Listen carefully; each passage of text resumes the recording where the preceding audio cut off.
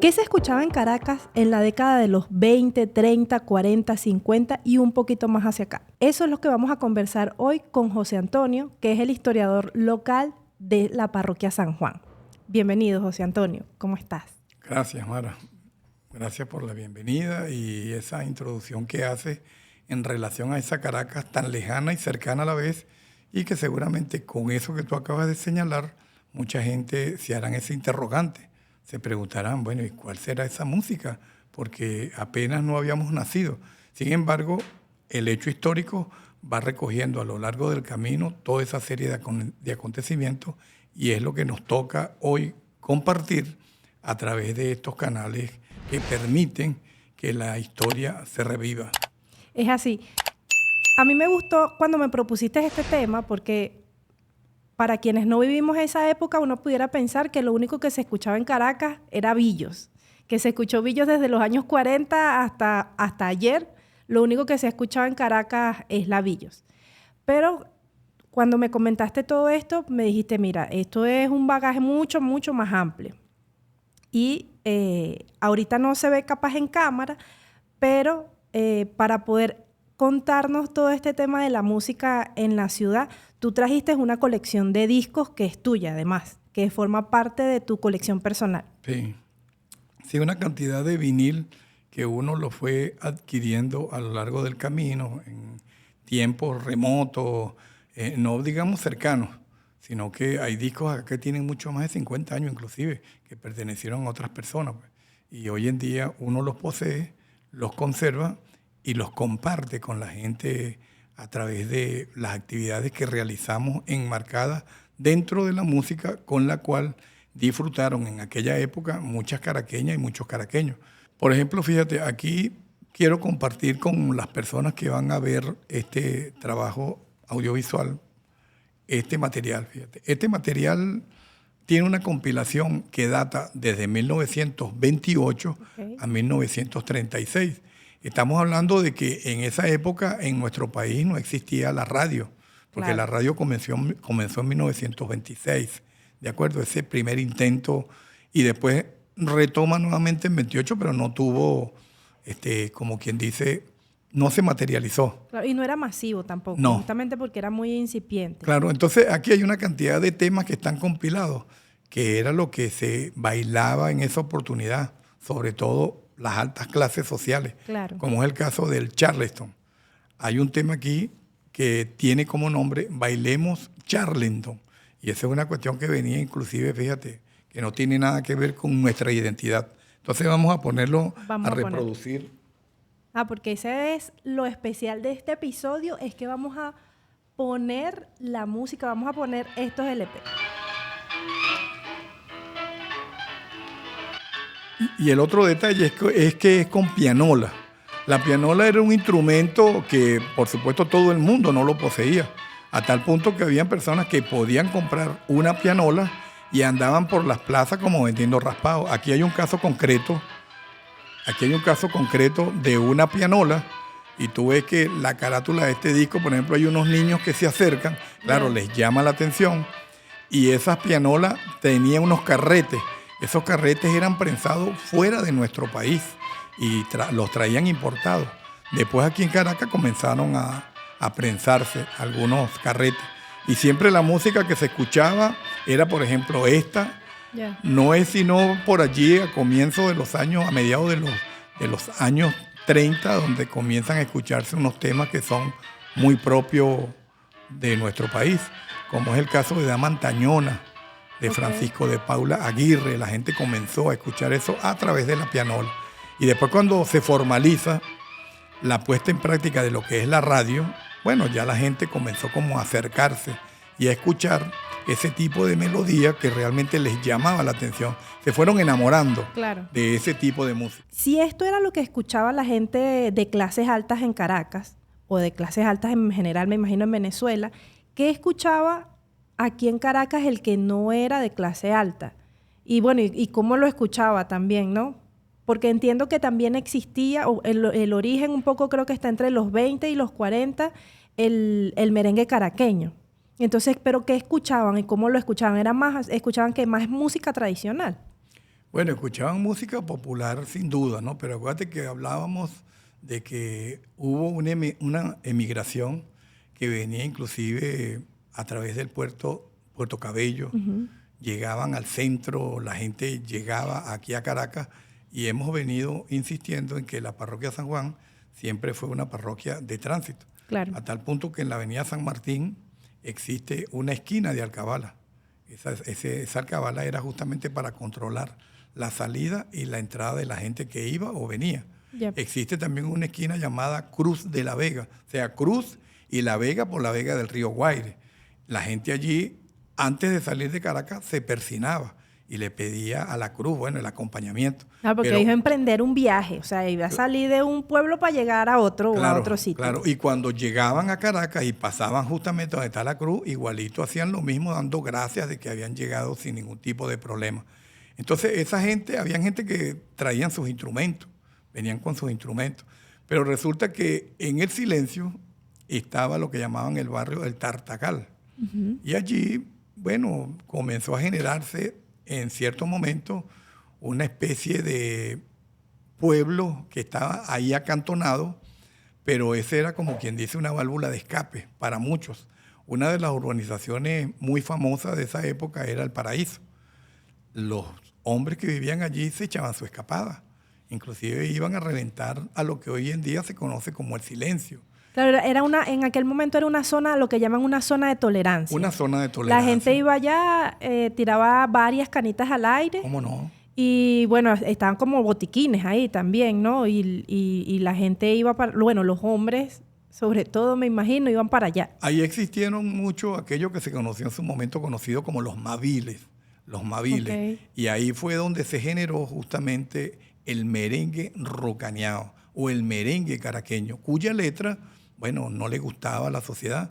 Habían señoras que salían con sus hijas y no permitían que ellas ni siquiera miraran al silencio. Mucho cuidado. Es decir, había todo un acontecimiento porque lo veían como peligroso, en fin. Y lo que tú dijiste era una zona de tolerancia, pero es que era todo alrededor porque donde está la esquina de Maderero, hoy en día ahí había un negocio que se llamaba El Corralón de Maderero, donde los que iban ahí decían que ellos iban armados. Habían unos que decían, bueno, yo me llevo un revólver, que era lo que existía, un revólver, pero por si acaso una pico de oro. Y al cinto. Y se despedían de la familia como que si iban para una guerra. Yeah. Eso está recogido así. Donde hoy en día está, cuando la gente necesita sacar la cédula, se van al Saime. En todo ese sector existía un lugar llamado El Molino Rojo. Ese era un mercado, pero tenía doble función. De día era el Molino Rojo y de noche los Maviles. Estaba la Plaza San Pedro también por esos lados. Que los Maviles eran como especie de prostíbulos. Prostíbulos. Y tasca. Lo que le decían, le empezaron a decir después burdel. Ya. Burdel. Entonces eran muchos los que se echaban su escapada. Y en esos sitios salían a veces algunos merengues, porque habían mujeres, lo que se dice, trabajadoras las trabajadoras más antiguas del mundo, pues, o ese nombre que se utiliza. ¿Y cómo eran las letras? Porque yo recuerdo que tú me comentabas un poco de que las letras también eran bien pintorescas y era lo que hacía que la gente de esa época pues se horrorizara. Claro, porque había unas mujeres que tenían apodo. Por ejemplo, hubo una que era muy popular llamada Titina y la solicitaban mucho. A esa Titina le hicieron un merengue. Mientras estaban cantando afuera ese merengue de ella, adentro estaban bailando otro tipo de merengue. Okay. Porque el merengue decía, Titina está en la cama haciendo 1000 maromas. Titina lo que quieren, la gente que sabe la rima, sabe qué es lo que quería Titina. Entiende cómo termina. Y la gente, bueno, disfrutaba aquello de tal manera. Entonces, había una persona que fungía así como una especie de... Él hacía como un inventario y andaba con una bandeja porque estaba un grupo que improvisaba, interpretaban esos merengues y él le decía a los músicos, hay tantos bailarines, él sacaba la cuenta.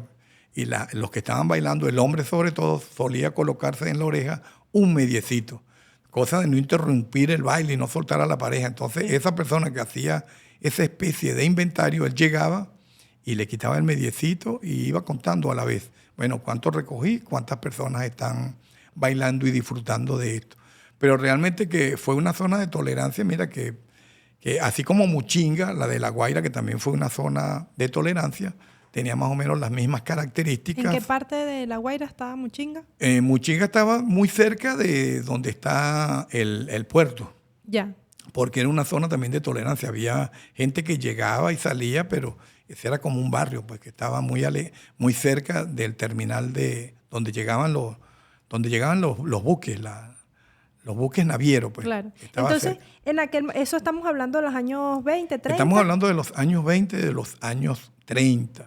Y entonces ese merengue caraqueño nace ahí y había que regarlo, Lo que pasa es que la letra fue cambiando con el correr del tiempo, por eso conseguimos de repente el catre, que el catre, algunos que se daban a la tarea de difundirlo, también introducían elementos como por ejemplo, ella empezaba a vender que si la lavadora, el juego de dominó, y le decían, ¿y el catre? Y por allá atrás, como decimos popularmente, los mamadores de gallo decían, ella decía, el catre yo no lo vendo porque en ese ya sabemos lo que...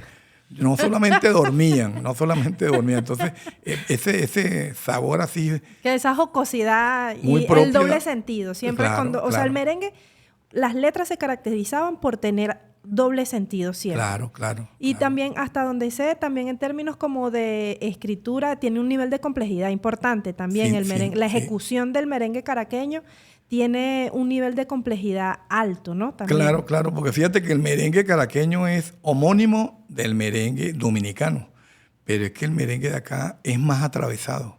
Y hay una virtud que tienen los músicos, tanto hombres y mujeres de nuestro país, son demasiado virtuosos, y te interpretan o te ejecutan no solamente cualquier instrumento, sino que también dan a conocer cualquier tipo de melodía. Y eso se logra o se logró a través de ese movimiento musical que existió en nuestro país, de nuestros propios músicos guataqueros. Uh-huh. Cuando le decimos guataqueros son aquellos que no han ido nunca a una academia, a un conservatorio, pero la música la tienen en el oído. Y lo han desarrollado de tal manera de que aquí venían muchas agrupaciones de afuera y la gente con poder económico contrataba a esos músicos.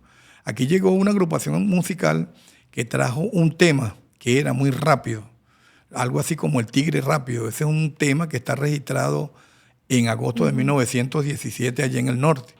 Bueno, y cuando contrataban a nuestros grupos, le pedían ese tema y ellos no lo tenían.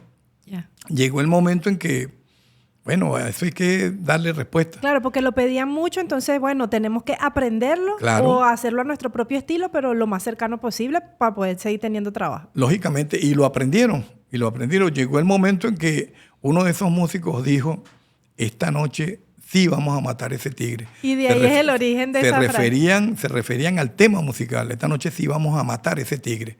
Bueno, eso quedó allí único y exclusivamente para el uso musical. Y después ellos se reunían por allá por la esquina de Horno Negro, los músicos. La gente que quería un grupito musical se acercaba a esa esquina y siempre había un músico que fungía de director porque conocía a los músicos. Claro. Entonces los llamaba, vente tú. Ese término, vente tú, y el matatigre se unieron.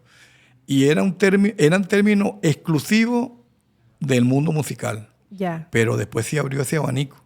No es raro escuchar a una persona que trabaje mecánica hoy en día, trabaja en un taller de lunes a viernes, pero el sábado le dice a un compañero, mañana voy a matar un tigre. Claro, y creo que de las frases más popularizadas esas, y que se ha seguido generación tras generación, o sea, cualquiera puede entender el voy a matar un tigre y el vente tú también, como forma de ir juntarse varios a hacer cosas.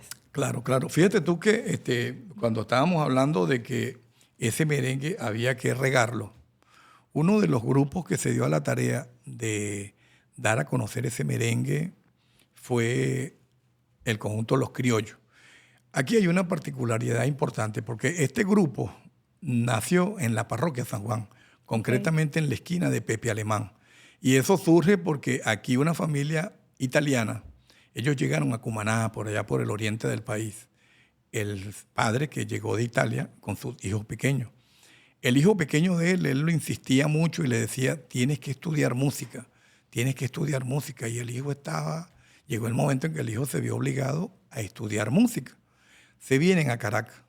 Y ellos cuando están en Caracas, en la esquina de Pepe Alemán, instalaron un bar botiquín Los Alpes. Como ya él sabía música, Juan Ranzuli era el nombre de este señor. Okay. Bueno, él atendía, era un bar exquisito porque es un bar que era frecuentado por toreros y peloteros de la época, pero también iban algunas personalidades. Jovito Villalba solía ir a ese sitio y se sentaba casi en la entrada. Por si acaso había alguna situación, arrancaba a correr. Claro, por si lo estaban persiguiendo, poder irse rápido. Isaías Medina Angarita llegó a ir en 2 oportunidades. Andrés Eloy Blanco solía ir a ese botiquín. Se hizo muy popular. Leoncio Martínez iba, tenía como una especie de reservado y le gustaba compartir escrituras con Juan Ranzuli. Bueno, Juan Ranzuli tuvo la idea de hacer un escrito, lo pegó en la entrada del bar, se dan clases de música. Ahí surgió el conjunto Los Criollos. Y el conjunto Los Criollos se daba la tarea de grabar no solamente guasa, que era lo que escuchaban los sectores, sobre todo en la parroquia San Juan, se hizo muy popular, es el merengue. Okay. Lo que pasa es que es más atravesado. Y aquí se graba una guasa importante cuyo autor es Luis Fragachán. Luis Fragachán es un venezolano que se va a los Estados Unidos entusiasmado por Lorenzo González, porque Lorenzo González se había ido mucho antes que él y claro, no le fue fácil, porque él se puso hasta a arreglar zapatos, pero se dio a la tarea de dar a conocer en el norte nuestra música. Habla con Luis Fragachán y lo entusiasma, mira, y vente para Estados Unidos, se va a Estados Unidos. Cuando Luis Fragachán llega allá y está un tiempito, dice, no, esto no es así. Esto no es para mí. Ahí surgió lo que llaman el norte es una quimera. Ese tema es de Luis Fragachán y por eso es que él viene a nuestro país y le da respuesta a través de la música lo que él conoció en Estados Unidos, que nos metieron gato por liebre. Claro, allí él desmonta lo que vendían sobre Estados Unidos y sobre el norte. Qué interesante, porque al final uno no conoce esa historia, sino que conoce la interpretación de Simón Díaz. Bueno, disfrútalo, Mara. Y yo creo que se vale bailar aunque sean los ojos.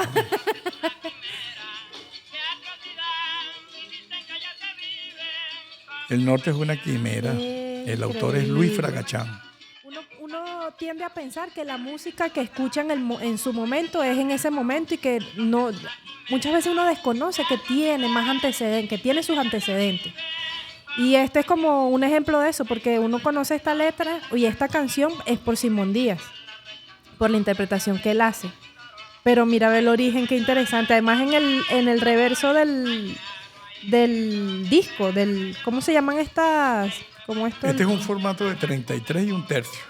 Ya, está la foto de la agrupación. Sí. Que en varios momentos fueron algunos otros, salían uno y entraban otros, pero mantenían el mismo estilo de dar a conocer el merengue caraqueño, la guasa. Y además lo bonito de la carátula también es la torre de la catedral. Sí, la esquina de Torre. El conjunto Los Criollos, y ellos llegaron a participar también en las retretas de la Plaza Bolívar. Y esto es 4 bandolas y guitarra. Sí. Así que el norte es una quimera. Sigue siendo una quimera. Sí, pero hoy en día es peor. Peor porque, bueno, ahora que está el tema de la migración venezolana, pues nos toca vivir lo que le ha tocado a otros migrantes. A pesar de que tú lo has escuchado y acabas de nombrar, por ejemplo, una de esas versiones. Sí. La has escuchado con Simón Díaz. Sí, claro. Y ahora que más o menos sabes cómo se generó esto, o sea, ¿qué piensas al respecto? No, me parece bien curioso, porque es lo que te digo, o sea, dentro de mi imaginario, por ejemplo, yo creo, dentro de mi imaginario, para mí, quien ha migrado hacia el norte en algunos momentos de nuestra historia siempre ha sido, para mí, gente de dinero. Y a mí me parecía muy curioso este tema, porque yo decía, o sea, esta persona que migró no era una persona de dinero. Era una persona pobre que se fue para allá y lo que hizo fue ir a pasar trabajo. Claro. Pero ahora saber la historia, que efectivamente era así, o sea, literalmente fue así. La persona que se fue y tuvo que regresarse porque es una fantasía, o sea, es como esta fantasía del sueño americano. Claro, no es lo que le contaron, pues. Y él da respuesta a través de la melodía de ese tema que fíjate que tiene vigencia, Sí. y mucha vigencia hoy en día, pues, y se convierte como un elemento también para reflexionar en relación a lo que significa emigrar, sobre todo a ese país. Exacto. Entonces, llama mucho la atención. Y fíjate, te nombré La Retreta. Sí. Te nombré La Retreta. Aquí, por ejemplo, tenemos este disco. Esta es una compilación también de esa música que las caraqueñas y los caraqueños de la época, sobre todo los de a pie, trataban de buscar la mejor ropita que tenían para ir los domingos a la Plaza Bolívar y escuchar y compartir, de repente comerse un raspado, ¿no?, con los muchachos y escuchar la música que se daba a conocer en la Plaza Bolívar. Claro, era la dinámica de aquel momento, ¿no? La gente evidentemente trabajaba de lunes a viernes y los domingos eran para ponerse la ropa de domingo y ir a hacer algo diferente. Y dependiendo de tu clase social, bueno, en algunos casos podía ser irte en tranvía al Paraíso, Sí. o venirte en tranvía hacia Los Chorros para echarte un baño ahí en el agua helada de Los Chorros. O bueno, ir a la Plaza Bolívar, como lo estás describiendo, a escuchar las retretas. Yo creo que el tema de las retretas es como lo más conocido, ¿no? O sea, hasta mi generación uno le dicen retreta y más o menos puede identificarlo. Sí. Aquí en este disco vamos a compartir un vals venezolano. Y la carátula también está hermosa, ¿no? Parece como bueno, en la parte inversa pareciera como un óleo. Y la Plaza Bolívar. Adelante, como una postal. ¿Tú has escuchado eso?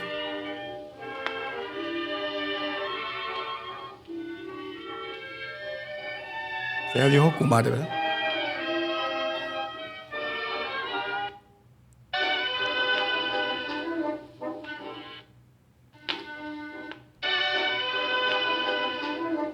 ¿Ese es el lado A o el lado B? Este es el lado A. ¿Conticinio qué número es? Conticinio. Conticinio.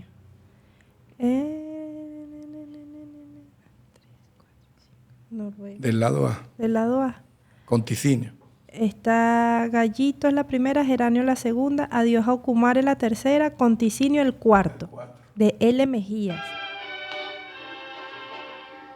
Ese Sí, es un vals venezolano. Ese vals lo escribió Laudelino Mejía, un trujillano.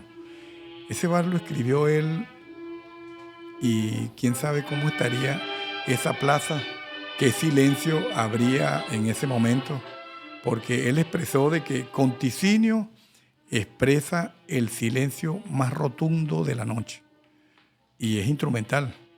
En 1935 ese vals llegó a Caracas y fue presentado por la banda marcial en la Plaza Bolívar, justamente en Las Retretas. Y en 1955 recibe el premio como el vals más popular y más escuchado. Y ese Conticinio tiene letra, yo creo que tú tienes que haberlo escuchado en letra. Hay una versión de Eleazar Agudo, valenciano, que era una persona extremadamente gorda, pero por el tema del estereotipo, tú comprabas un disco, aparecía Eleazar Agudo en nombre, pero no la figura. Y eso tiene letra, la letra es del valerano Rutilio Martínez, la letra es de Rutilio Martínez. Okay. Y la música es de Laudelino Mejía. Ese es un clásico de la música de nuestro país, ese vals. Recuerdo, sí he escuchado la música, pero la letra no, de hecho no sabía que se llamaba así, Conticinio. ¿Qué significa Conticinio? Sí. El silencio más extremo de la noche. Palabras de Laudelino Mejía. Qué bello. En la plaza de su país se le ocurrió escribir ese tema a él. Una cosa, quién sabe qué tendría que le llamó tanto la atención y comenzó y le salió este tema tan hermoso que forma parte de la identidad no solamente del pueblo trujillano, sino de nuestro país, de Venezuela. Es música que uno invita a la gente que la reivindique, porque eso tiene que ver con nuestra identidad, nuestra historia, Ahí hay una cantidad de elementos que se cruzan, pues, y que tienen que ver con el quehacer de la cotidianidad de los que transitan Trujillo, los que van a la plaza de Trujillo, pero la gente que pasa por la plaza que fue llamada en su momento la Plaza de las Cuatro Esquinas, nos referimos a nuestra Plaza Bolívar, con la esquina de Monja, con la esquina de Principal, con la esquina de Torre y con la esquina de Gradilla. Esa plaza que es tan hermosa y que guarda en silencio tantas cosas que han ocurrido de las caraqueñas de ayer y los caraqueños de hoy. Es así, sin duda. Demasiada historia en 4 esquinas.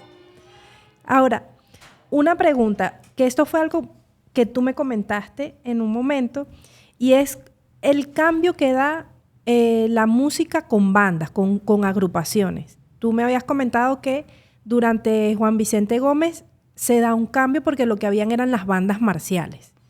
Y luego, bueno, a partir de ahí se empiezan a presentar en nuestro país un conjunto de bandas, pero hay una influencia también ahí dominicana, ¿fue?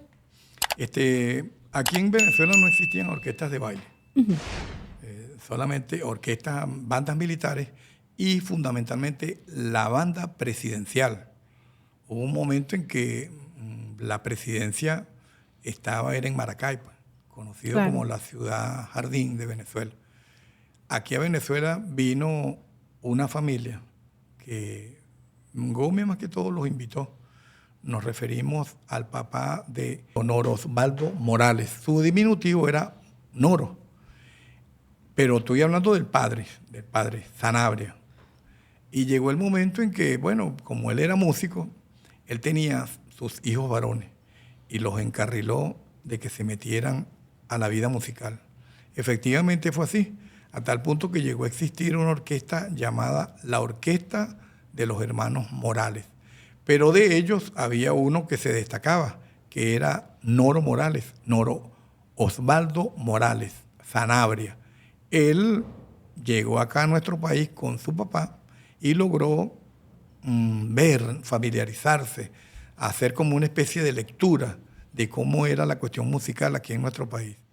Y notó que las agrupaciones musicales que predominaban eran las bandas militares. Yeah. No había, esas eran las que animaban la cuestión del presidente, los militares, en fin. Había régimen musical y régimen presidencial. Claro, claro. Entonces él, en este ir y venir, él se consigue con Luis María Frómeta Pereira, con Billo, el popular Billo, y le hace saber y le recomienda inclusive que se viniera a Venezuela, porque en Venezuela no habían orquestas de baile. Sin embargo, aquí en nuestro país, a mediados de los años 35, surgió una sonora llamada la Sonora Caracas, ¿de acuerdo? Pero no había mucha difusión. Yeah. No había mucha difusión, inclusive no teníamos ni siquiera, las radioemisoras eran como muy recatadas en ese sentido. Pero también existió una orquesta llamada la Swing Time, que era dirigida por Guillermo Castillo Bustamante, un pianista y compositor. Uno de sus temas famosos es el bolero llamado Escríbeme, de Guillermo Castillo Bustamante. Okay. Pero lo cierto del caso es que Billos le toma la palabra a Noro Morales y se viene efectivamente para Venezuela. El día 26 de diciembre de 1937, ellos se embarcan en República Dominicana para venir hasta Venezuela. Y Billo se tomó la escena musical caraqueña y bueno, y del país, ¿no? De alguna manera. Claro, claro, eran muchachos jóvenes, estudiantes, venían de la Universidad de Santo Domingo. Ellos negociaron allá con Chapita, Leonidas Trujillo, para poder venir para acá. Se tenían que llamar Trujillo Jazz Band. Chapita, le decían así a Trujillo, ¿por qué? Popularmente Chapita, quién sabe, a lo mejor era porque su manera de ser era como muy rápido. Ya. Yeah. ¿Y qué pasa con Billo? Bueno, que él llega a nuestro país entonces el 31 de diciembre de 1937 y los hermanos Zabal estaban esperando ese acontecimiento porque ya ellos habían regado en la ciudad de que venía una orquesta de República Dominicana. Okay. Y efectivamente se presentaron a las 8:05 en la esquina de Torre en el Hotel Madrid, que en la parte alta tenía un establecimiento llamado el Ruth Garden.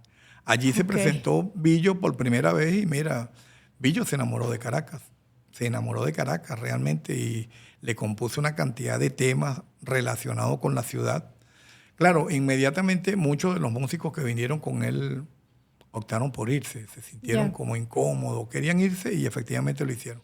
Uno de los músicos que vino con él, fíjate, fue Fran Damirón, el popular hombre que la gente baila el piano merengue.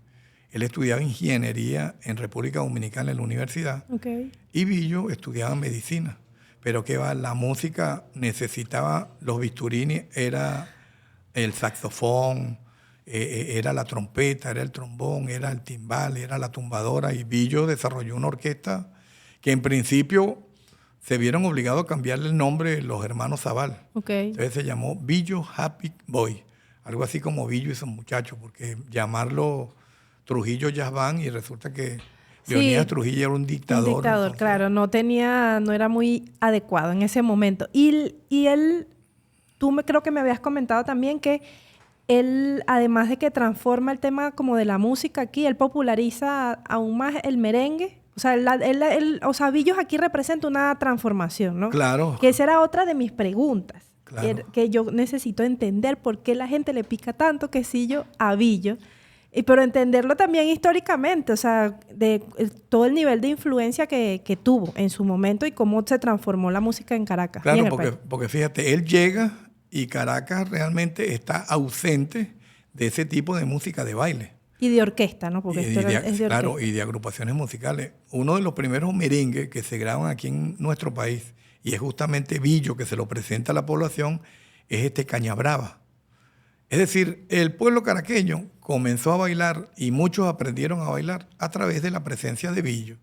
Entonces ahí se produce como un matrimonio, pues, entre una población que está acéfala de la música que le permita bailar y un dominicano que viene con un grupo de músicos, se juntan y comenzaron a expresar.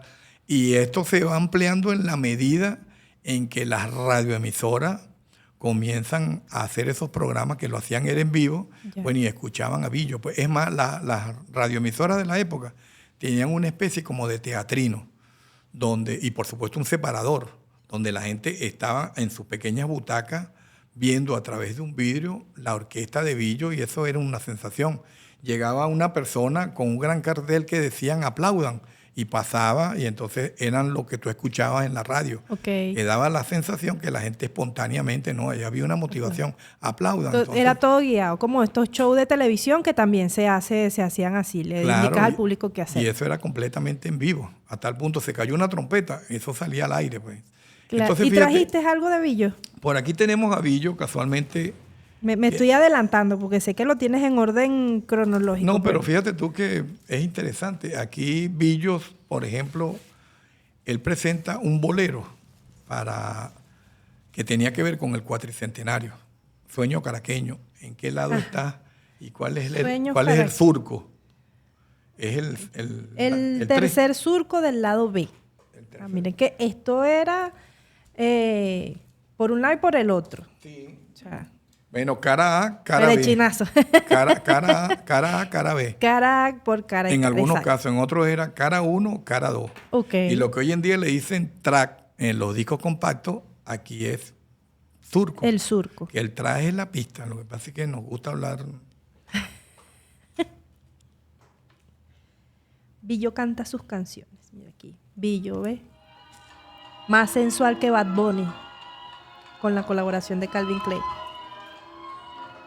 Pero fíjate lo que él desarrolla en la letra. Han cambiado a mi Caracas, compañero.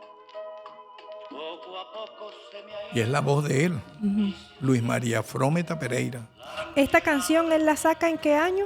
Esto fue en el 63 para presentarla formalmente en el cuatricentenario de Caracas. Ajá. Sueño caraqueño.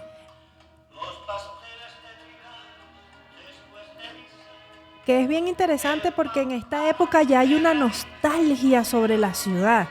O sea, ya hay una generación, la generación que vivió los años 30, que vivió en los años 40, están viendo cómo la ciudad se está transformando totalmente por el tema petrolero. Claro.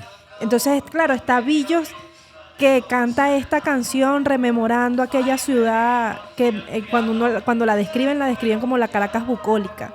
La ciudad de techos rojos.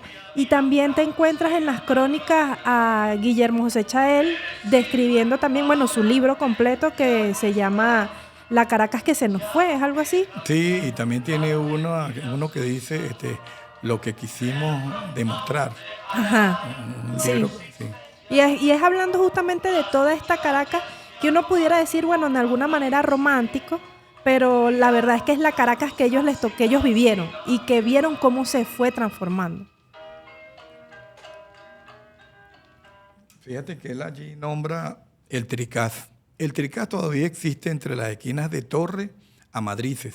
Es un edificio que está allí donde funcionó una casa como de 2 pisos que tiene unos balcones Ok. con unas cabillas muy determinantes, propias de esa época. El Tricaz era un sitio donde la gente que asistía a la misa, después de misa, se metían allí y comían aquellos dulces que la gente de a pie no los comía. Claro. La Doncella, en la esquina de Torre, era una cervecería muy famosa que estaba en el Hotel Madrid y después se mudó de allí por los lados de la esquina principal. Es decir, en ese bolero Sueño Caraqueño, él describe una Caracas que él conoció cuando llegó a Caracas, Claro. pero que fue pasando con el tiempo y hizo ese bolero y ahí él va señalando que estos sitios que yo no, sin decirlo, ¿no? De esa manera, pero estos sitios que yo conocí ya no están. Y ya no está en la nostalgia total. Claro, claro. Que además es importante también como situar a la gente. O sea, en aquel momento, en los años 30, 20, 40, no sé si hasta bien entrados los 60, el centro de la ciudad era donde no solo se movía todo el poder político, sino también todo el poder económico. Económico, sí. Y por supuesto... Y de distracción también. Exacto, y de distracción. O sea, estaban todos estos locales que eran, por supuesto, para la clase alta. Los otros estaban más hacia la periferia, como en el silencio. Sí. Pero bueno, es este centro de la ciudad que está dedicado para la gente de clase media alta. Claro. Que tiene su casa en el Paraíso y viene a misa catedral quizás, o tiene todavía su casa principal en cerca del centro o en los alrededores. Es otra Caracas, es Claro. otra Caracas totalmente. Sin duda, sin duda. Solían decir de que él iba mucho allá arriba al Calvario, donde está la capilla esa que está en esa zona. Ajá. Él y que se paraba allí a contemplar la ciudad. Claro, era otra ciudad que no tenía tantos obstáculos y que permitía que la vista llegara hasta donde se te perdiera. Claro, sí. Bueno, de hecho hay fotos de esa época. Yo he visto un par de fotos panorámicas. De hecho, en el Consejo Municipal hay una, que es una fotografía en gran formato, panorámica de la ciudad. Y claro, no hay edificios, es de los años 30, creo, más o menos. Y se ve la torre de la iglesia. O sea, puedes ver Caracas, o sea, puedes ver lejos, bien lejos, porque no hay edificios altos. Sí, sí, sí. Se dice que él iba mucho y se instalaba mucho donde está esa capilla, esa iglesia que queda ahí en el Calvario, y eso de alguna manera le servía de inspiración para hacer sus letras y dedicárselas a esa ciudad. Primero que él lo acogió, Claro. le dio la bienvenida, y era la ciudad que él veía también. Y ese sueño caraqueño, bueno, fue una inspiración que a él se le vino y lo dejó plasmado en la voz de el gitano maracucho, Memo Morales.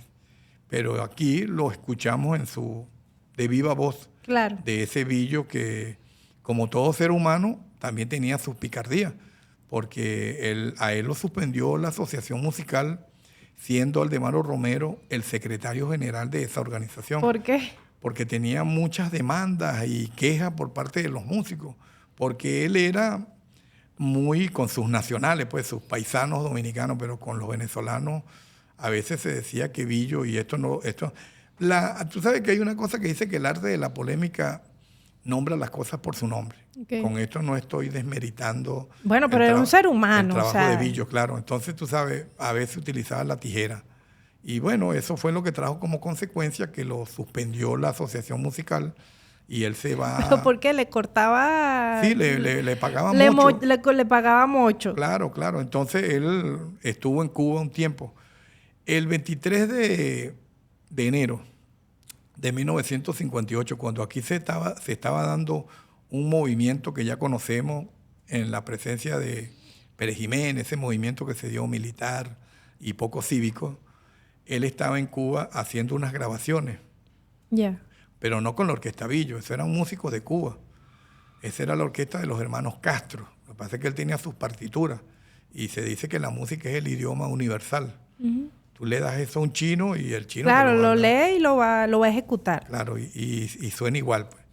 Y es lo que permite esas grabaciones donde aparece, por ejemplo, Alberto Beltrán, el negrito del batey, el que canta el 19, Pío Leiva también aparece grabando con Billo, y son grabaciones de excelencia. Eso quedó para la historia, esas grabaciones. Pero después, bueno, restituyen la cuestión, la revisan y Billo entra formalmente el 26 de agosto de 1940 con su nueva orquesta y es donde ingresa entonces Felipe Pirela, esa trilogía, Felipe Pirela, Ok. Memo Morales y Cheo García, que siempre fue su caballito de batalla. Tú sabes que a Luisín Landae, un cantante venezolano que nació en Higuerote, que a propósito, cuando él falleció, alguien me dice, escuché un locutor que dijo que había fallecido el puertorriqueño Luisín Landae. Yo me puse las manos en la cabeza y le dije, cónchale, ¿cómo es eso? Que Luisín Landae es venezolano, él nació en Higuerote. Enrique Bolívar Naval le hace una entrevista a Luisín Landae Ok. y al aire lo dice, le pregunta inclusive, dime una cosa, Luisín, llegaron a existir dos Billos y se presentaron simultáneamente. Y la picardía de Luisín Landae, bueno, usted sabe que se han dicho cosas, hay rumores, pero el caballito de batalla de Billo era Cheo García. Pero una vez habían dos Billos que se estaban presentando simultáneamente. Él se llevó a José Luis Rodríguez y a Memo Morales y le dijo a Cheo García, yo me voy a ausentar. Si la gente pregunta por mí, usted le dice que yo estoy indispuesto, un malestar de salud y me voy. Efectivamente, eso ocurrió y se quedó Cheo García, ese caballito de batalla.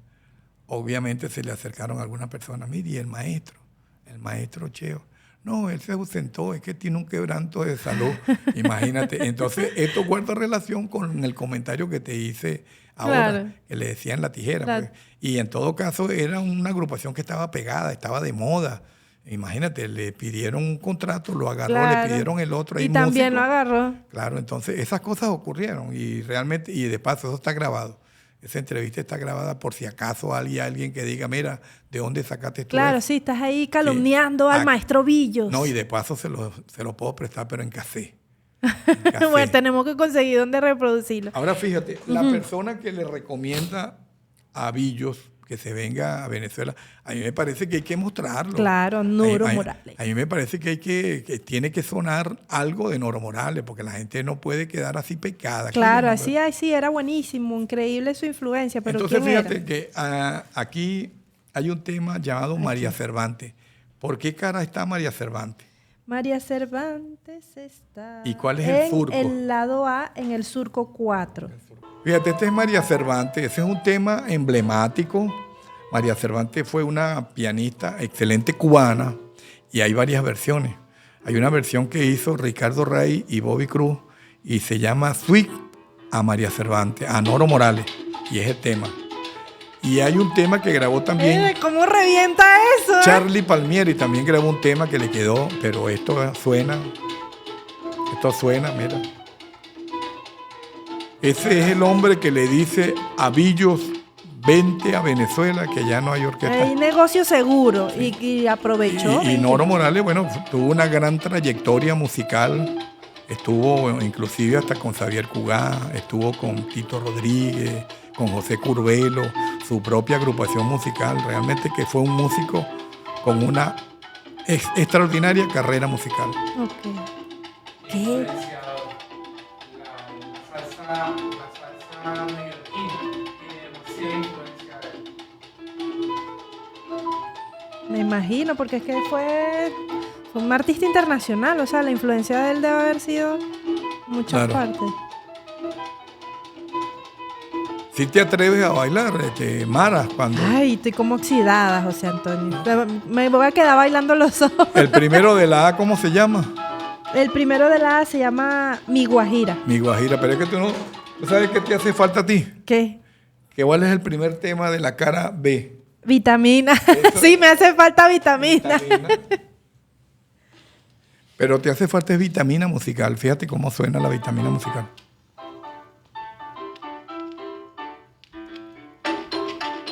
El que no toma esa Ah, vitamina ya, sí, ese sí. es porque Pa' tiene los arrancar está zapatos bueno. rotos, como decía.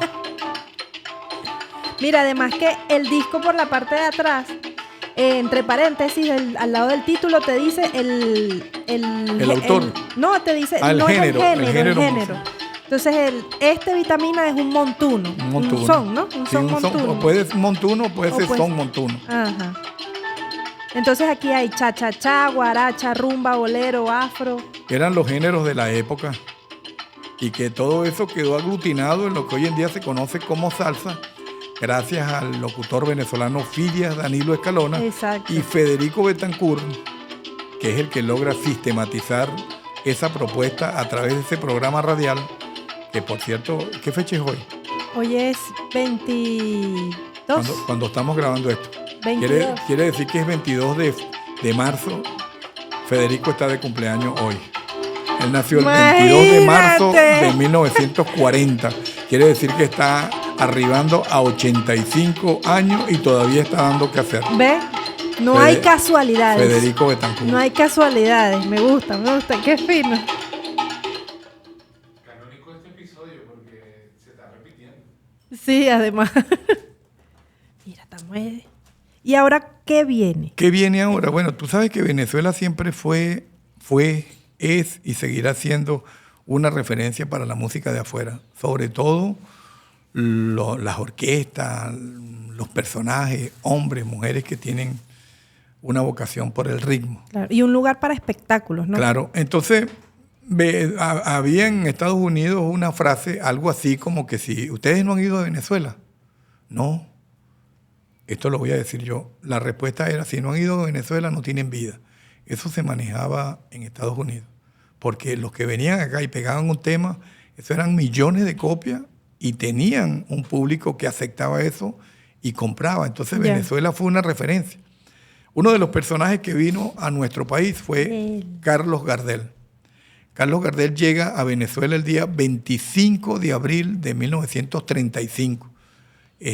Llega al puerto de La Guaira, se queda en parte de la tarde en el Hotel Miramar, ahí comparte Plácido Pizarello, que fue el que lo trajo. Bueno, después suben a Caño Amarillo. Y lo reciben aquí en Casi una toda locura. la Caracas se volcó a recibir a... Hay fotos de cómo recibieron de la gente en la estación de Caño Amarillo esperando a Gardel. Y, o sea, la estación estaba abarrotada de gente, ¿no? Y además, bueno, está la leyenda o así lo describen, que se lo llevaron en brazos hasta el Majestic. Fue Sí, que no dejaron avanzar la limusina. no lo dejaron ni que tocara el piso. No, se fue caminando en hombros y llegó al Hotel Majestic con el paltocito así, era prácticamente un harapo. La gente lo quería agarrar lo y quería. lo alaban, sí. Ajá, ¿qué vamos a escuchar Ahí aquí? vamos a escuchar un tema que dice, creo que es el tercero. Ese tema dice así.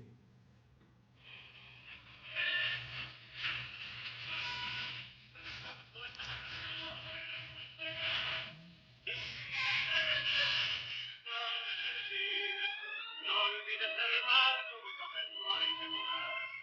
Por una cabeza, vete chiquitilla,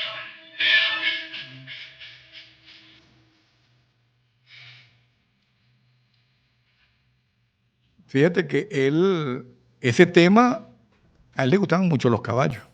Él se presentó en la esquina de Principal, en el teatro Principal, y le tocaba presentarse en el Rialto.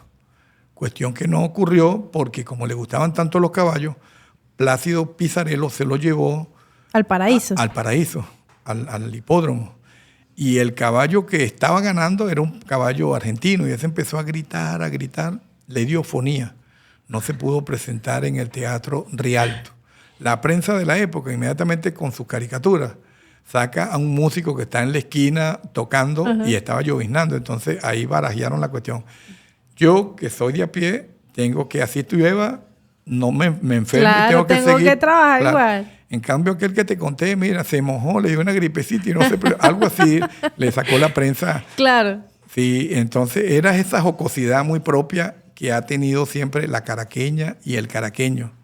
Y fíjate que está relacionado inclusive con esa vivencia. Y eran letras que llegaban al merengue, lo que decíamos ahora.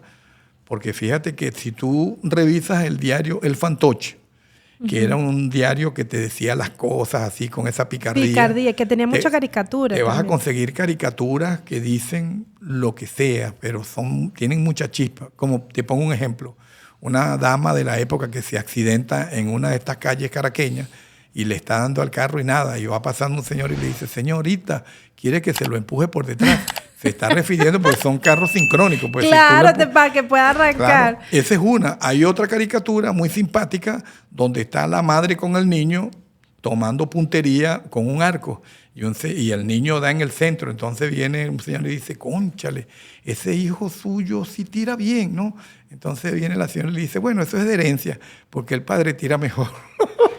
Entonces son esas cosas picarescas Claro. y muy propias, y eso está registrado en la prensa El Fantoche, Ya. 1925, 1930, 1927. Bueno, y por pícaros metieron a varios presos, a varios de Claro. esos caricaturistas. ¿Cómo no? ¿Cómo no? Y también llegó la censura para muchos temas musicales. Sí, no ¿cómo lo dudo. Eso es así. Ahora, nosotros tuvimos, no sé si se puede decir que nuestro propio Gardel, pero tuvimos un músico que caraqueño y venezolano que se dedicó al tango también, me contaste. Nació en La Pastora, Rafael de Jong. Rafael de Jong nació en La Pastora y él conoce a Gardel a través de un vecino que vivía en La Pastora, amigo de Rafael de Jong, a tal punto que le dice, ¿sabes dónde se alojó Carlos Gardel? En el hotel donde trabajo, en el Hotel Majeste. Tienes que conocerlo. Y se lo lleva y se lo presenta a Gardel. Y él le dice a Gardel, le dice, mire, este es vecino mío, él sabe cantar tango. Rafael de Jong le tararea algunos tangos. Gardel le pone la mano por acá y le dice, lo haces muy bien, te invito para Argentina. Claro, Ungido por Gardel. claro, ¿cuándo iba a pensar Rafael de Jong que iba a llegar a Argentina? Y se hizo muy famoso allá, ¿no? Claro, él estuvo en uno de los cafetines famosos de Argentina, fue por un mes, pero ese mes se convirtió como en 8 meses. ¿Qué vamos a escuchar de él? Ahí vamos a escuchar el Tomo y Obligo. Tomo y Ombligo es el primer surco. Tomo y Obligo.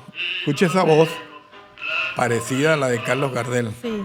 Pero es que no solamente fue Rafael de Jong, porque también tenemos a Esnaldo Ávila, un hombre que nació en Cuba.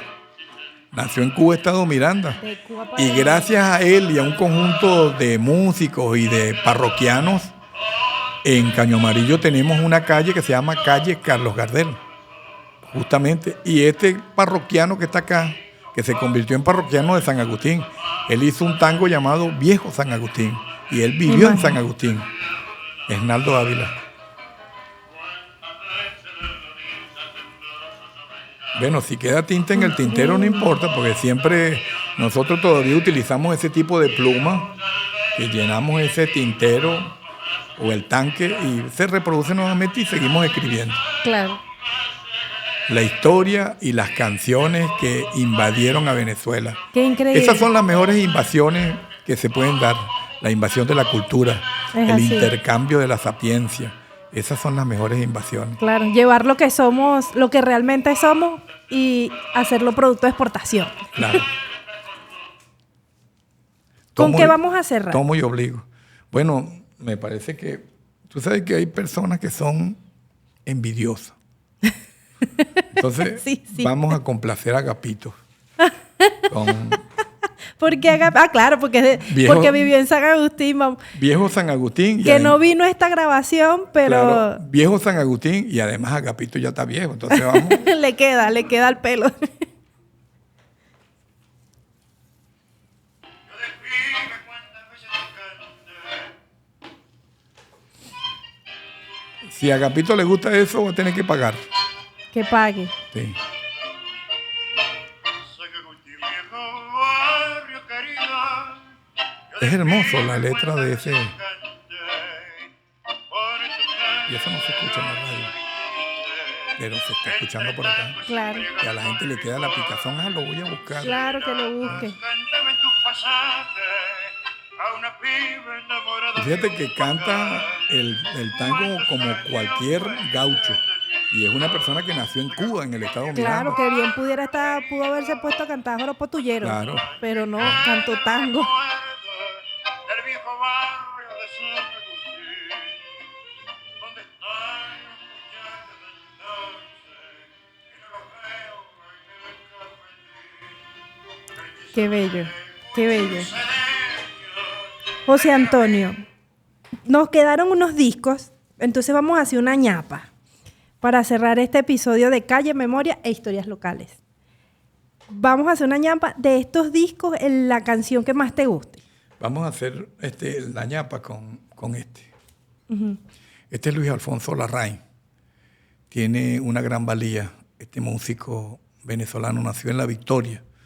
Tú sabes que él fue el que saca el merengue, le cambia la letra, le hace nuevos arreglos, lo viste de frac y de levita y lo da a conocer el día 31 de diciembre de 1939.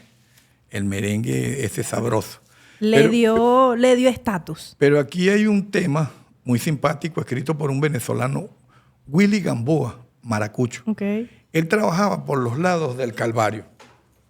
Sufrió un accidente, se cayó y se fracturó la tibia y el peroné. Okay. Lo hospitalizan, sus compañeros músicos lo van a visitar y sobre todo un músico llamado Carlos Torres lo va a visitar. Oye, ya no vas a poder seguir en esto, se te fracturó la tibia, el peroné. No, chicos, tú sabes que yo, cuando salió de allí, buscó a Carlos Torres y le dijo, mira lo que quiero que grabes esto. Yo me fracturé la tibia y el peroné.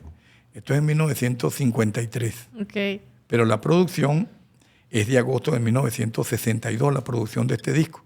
¿Y tú sabes quién interpreta ese tema? ¿Quién? Tony Camargo, el hombre que escuchamos en los diciembre. Yo no olvido al Año Viejo. Ok, y él interpretó ese tema. Ese tema lo interpretó y lo grabó. Una guaracha.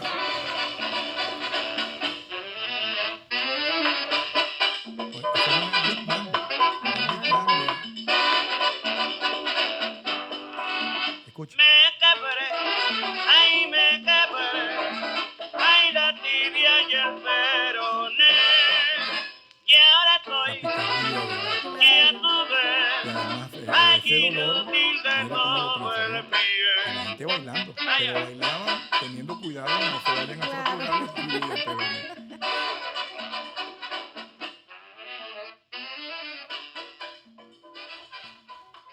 ¿Te gusta esa ñapa? Me gusta esta ñapa, está buena. Me quebré, ay la tibia y el peroné, y ahora estoy, ya tuve, allí inútil de todo el pie. Hay más de uno baila y la emoción de Claro. repente puede traer consigo, dependiendo del tipo de piso, se puede resbalar. Un riesgo. Esa era la época cuando toda la orquesta hacía coro. Fíjate que se escucha, todos los músicos hacían coro.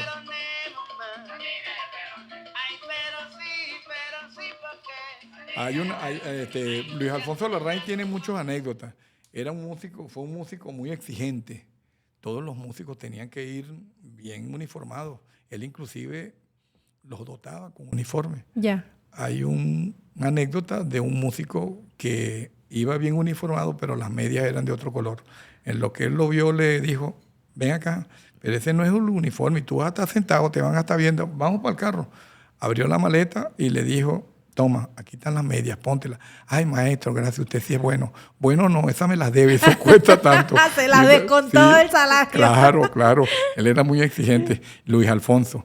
A él lo llamaban el mago de la música bailable. Si a él lo contrataban y le gustaba el lugar, él iba previamente. Okay. Si no le gustaba, el baile no iba. Oye, exquisito en verdad. Fíjate que esas orquestas, por ejemplo, Billo, la orquesta más popular de Venezuela, ese mataba tigres hasta en los liceos. Los melódicos, la orquesta que impone el ritmo en Venezuela. Y Luis Alfonso, el mago de la música bailable. Qué brutal, qué interesante, increíble, increíble. Muchísimas gracias, José Antonio. Me gustó mucho. No bailamos, pero me debes el baile. Bueno, yo te vi que estabas bailando los ojos, estabas así. Bueno, después nos recargamos de vitamina y bailamos.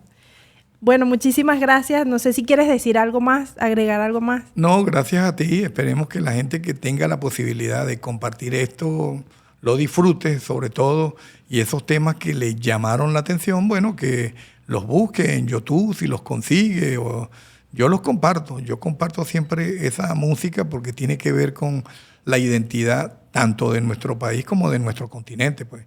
Y gracias realmente por la invitación y que la gente disfrute con esas melodías que son de ayer, pero tienen vigencia hoy. Es así. Bueno, de hecho, aprovecha más bien, José Antonio, porque tú tienes un programa de radio y dile a la gente dónde puede escuchar tu programa de radio porque tú haces la selección la selección musical de ese programa, ¿verdad? Sí. Bueno, es un programa con música de colección. Se llama Colectivo Musical de Venezuela. Se transmite por el canal informativo de Radio Nacional 91.1 FM los domingos en horario de 10 de la mañana a 11 de la mañana. Y los días martes hacen la reposición de 3 de la tarde a 4 de la tarde.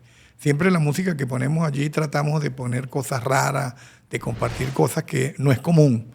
Claro. Para que la gente recuerde. El que lo escuchó por primera vez, bueno, algo le trae a la memoria. Claro, el que no lo ha escuchado, bueno, se divierte con esos temas. Claro, tú haces un proceso curatorial antes. Sí.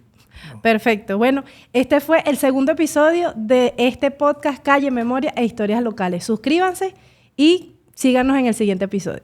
Eso.